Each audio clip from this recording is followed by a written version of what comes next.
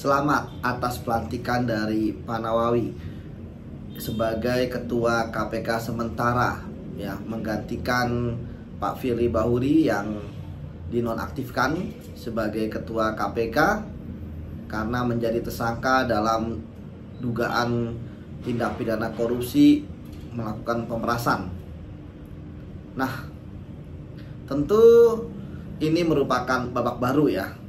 Nahkoda KPK untuk sementara, ya, berpindah kepada Pak Nawawi sambil proses penyidikan yang dilakukan oleh Polda Metro Jaya terhadap Pak Firly berlanjut.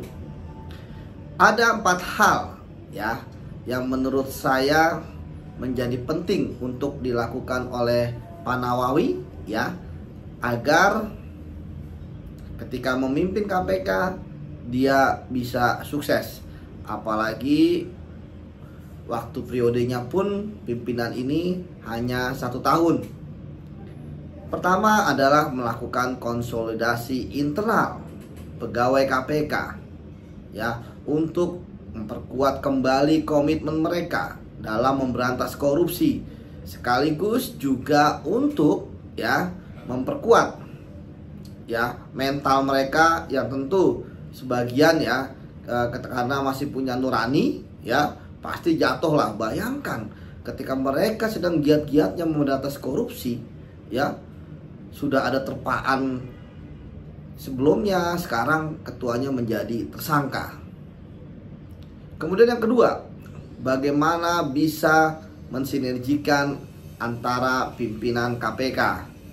Kita tahu bahwa pimpinan KPK kolektif kolegial. 3 pimpinan yang lain harus mendukung kepemimpinan dari Pak Nawawi sebagai ketua sementara, apalagi presiden yang menunjuk langsung, ya, sudah tidak boleh ada lagi perdebatan. Yang ketiga, bagaimana melakukan bersih-bersih KPK, ya, bersih-bersih dari pelanggaran-pelanggaran etik ataupun mungkin juga pidana, termasuk menuntaskan kasus-kasus yang kemarin ramai, ya, di pemberitaan, mulai dari pungli, ya, di rutan, kemudian juga dugaan ada pegawai yang melakukan dugaan fiktif terhadap SPPD, gitu kan, perjalanan dinas dan lainnya, untuk menunjukkan bahwa KPK sudah bersih dan akan zero tolerance terhadap kesalahan. Dan yang terakhir adalah menuntaskan kasus-kasus korupsi yang saat ini sedang ditangani oleh KPK, ya, termasuk juga yang paling penting adalah bagaimana supaya pegawai KPK, kemudian kasus-kasus yang ditangani oleh KPK tidak lagi terafiliasi dengan Pak Firly.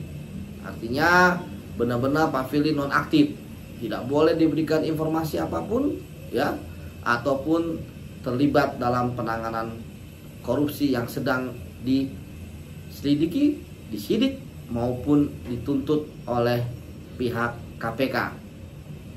Terakhir, KPK harus dijaga, pemberantasan korupsi harus jalan terus.